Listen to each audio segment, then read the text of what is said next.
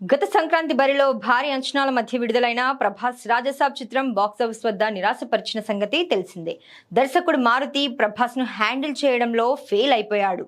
రాజసాబ్ చూసిన rebel fans తీవ్ర నిరాశకు గురయ్యారు. దీంతో మారుతిపై సోషల్ మీడియాలో భారీ స్థాయిలో విమర్శలు వచ్చాయి. అంతేకాదు ఆయన ఇంటికి ఏవేవో ఆర్డర్స్ పంపించారు. ఈ దెబ్బకు గత కొన్ని రోజులుగా మారుతి బయట కూడా కనిపించని పరిస్థితి ఏర్పడింది. ఆయన కూడా కొంతకాలం పాటు సైలెంట్ గా ఉండిపోయాడు. అయితే తాజాగా మారుతి శ్రీరామనవమి సందర్భంగా ఎక్స్ వేదికగా ఒక పోస్ట్ చేశాడు. రాజసాబ్ సినిమా తర్వాత మారుతి చేసిన ఫస్ట్ పోస్ట్ ఇదే కావడం విశేషం.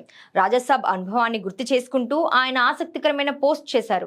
ప్రతి ప్రయాణం ఒక అనుభవమే అని పేర్కొంటూ తన పాత సినిమా ఫెయిల్యూర్ ని పరోక్షంగా అంగీకరించారు.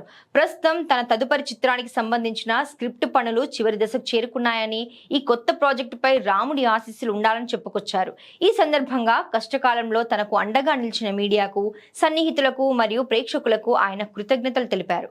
ఇక మారుతి తర్వాతి సినిమా ఎవరితో ఉండబోతుందనే విషయంలో ఫిల్మ్ నగర్ లో ఇప్పటికే చర్చ జరుగుతోంది. మెగా హీరో వైష్ణవ్ తేజ్ తో ఓ సినిమా ఉంటుందని సమాచారం. త్వరలోనే మారుతి కొత్త ప్రాజెక్ట్ వివరాలు బయటికి రానున్నాయి.